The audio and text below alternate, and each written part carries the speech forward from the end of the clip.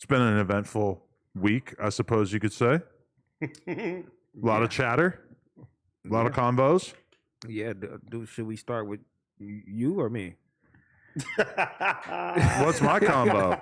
I mean, do you want to go on the narrative you started, or what I actually, I actually did? Like, where do we want to start here? So we should retell the entirety of the whole thing? I mean, we could start from, Because one of the amazing things, we'll have to start from the entirety though to get to you. I would like to say this is that I care more about the truth than my own personal stuff. So I will fully admit that this was all my fault because I was the one who read the fucking story post that Suspects Op had posted up talking about the chain. I was joking around about that, and I texted him this morning after I listened to the Monday show, and I apologized, even though none of the fans really thought to put blame on me, and he didn't put blame on me. But when I look back at it, you really didn't say that much about the chain thing. I read the fucking thing that had been posted in the Reddit or whatever, which, like I told him, I shouldn't have been joking around about that. Because, like, me reading it off, you ended up kind of, like, taking the brunt of him being a little pissed off about that. He didn't really necessarily, like, know what I said and what you said.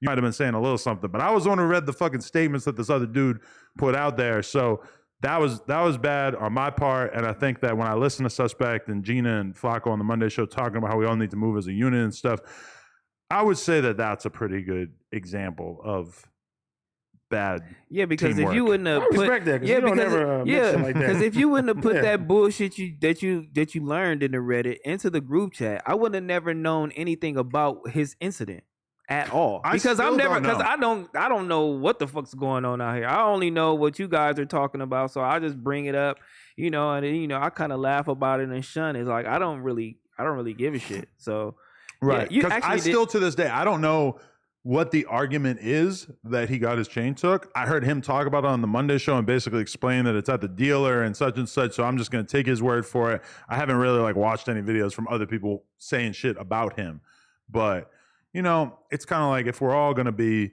on the same team, especially in terms of something like that. Like, okay, let's say that the scenario was that he really did get stripped at one point in his life and got his shit took.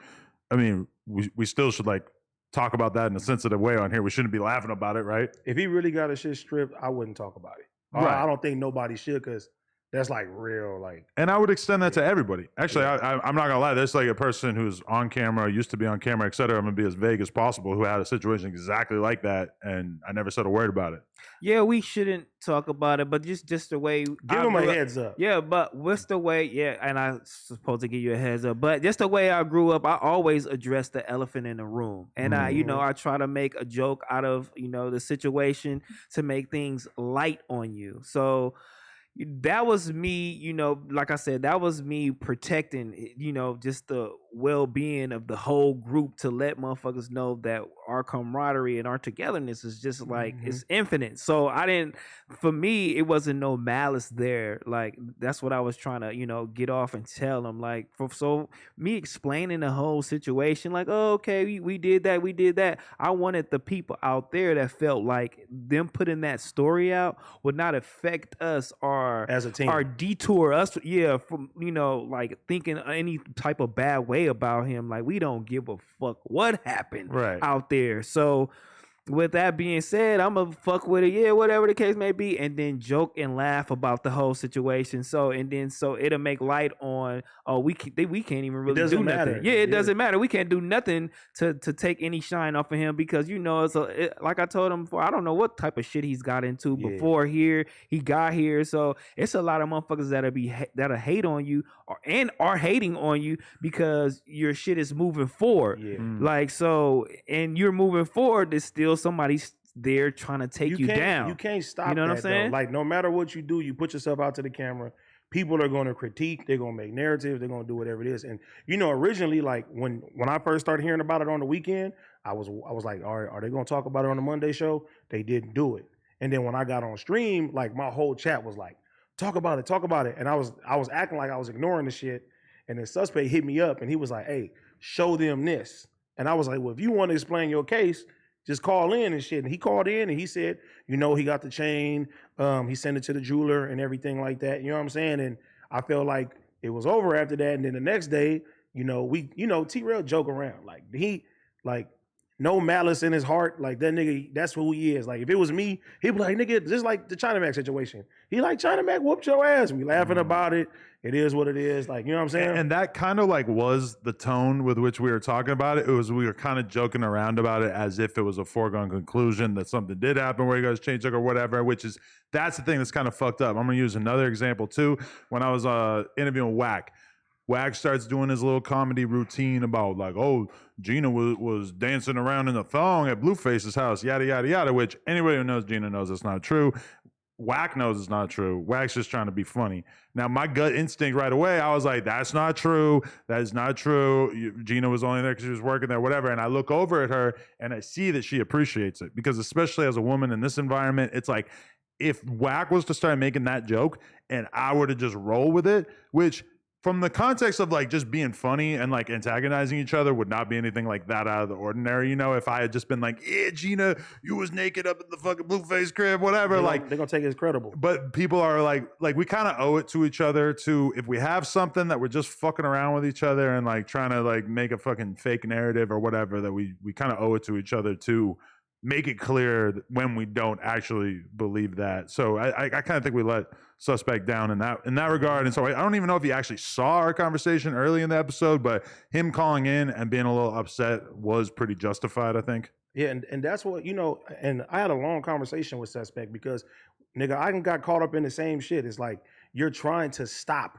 narratives. Like you can't stop narratives. People are going to like make what they want to make. Like whether you got your chain taken or no, people that hate you, they going to say that you got your chain taken. You could give them all the proof in the world. And even when I got emotional at T-Rell, I'm like, it doesn't matter if something is true or not. People are going to do that. So I gave, Almighty the same advice. I'm like, bro, like you're never going to beat the internet. You're never going to beat what it is. Like you're in a position now that people want to be in.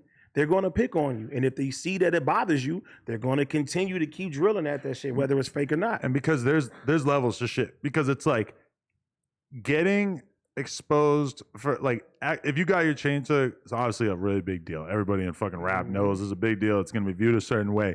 If you're Gina and you were like twerking naked, which again, she didn't do or whatever, that would be a really big deal in terms of like how she was viewed by people. It's kind of different than like some of the other jokes that we'd be antagonizing, like the fact that we make fun of Yuri for doing the orange thing back in the day. Like we brought that up 5 billion times. Some people would think that that was like really fucking embarrassing. We all obviously feel like we have a friendship with him where we don't think that he's taking it that serious or whatever. But like certain things are kind of put in a different category of offensiveness. I've been in this situation before. I've taken a rapper that got his chain took multiple times.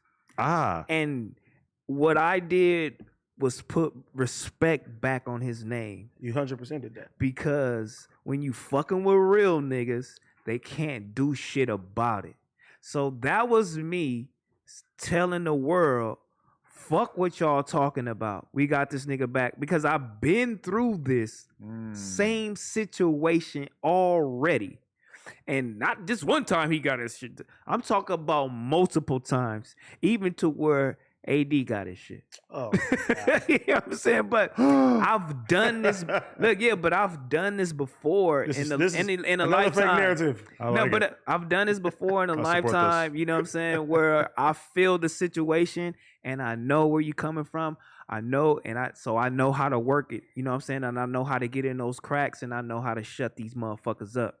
I've been in this situation, and I did it for a decade. You feel me? I made niggas respect a certain motherfucker. You feel me?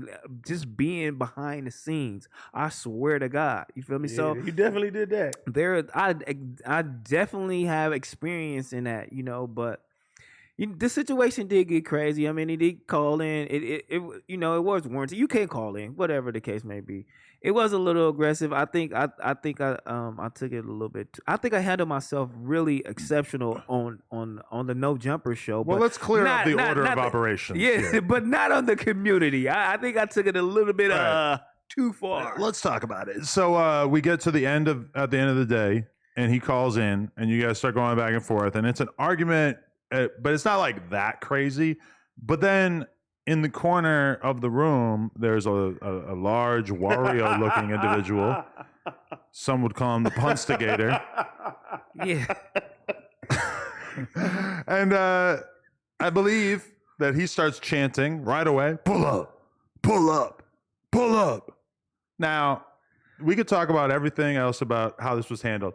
To me, when you have two hosts that get in an argument, I feel like that is maybe not the energy that we should be like rushing towards. You know, I think that trying to de-escalate probably makes a lot more sense. And when I heard that, because I could hear him in the background, I was like, pun's getting spicy. You gotta look at it right where we come from, and T-Rell he'll agree. Almighty already admitted that like his call was he was on some fighting shit. That is true. Yeah, because he felt like T-Rell was playing with him. He felt like he was a hater at the time. Like he just felt like the energy T-Rell was giving off. Like he didn't want to say I'm gonna fight you on camera, but you know, pun is saying pull up. It's like nigga, because where we come from, nigga, if you gonna talk like that, pull up. Y'all niggas get y'all issue. We go right back to scheduled programming and shit. And you know, once the cameras was off, another phone conversation happened, and it got a little more spicier in this room. And this is before the community. This is before the blast show. This is before the blast show. Mm. So it went to I'm about to pull up to no jumper right now.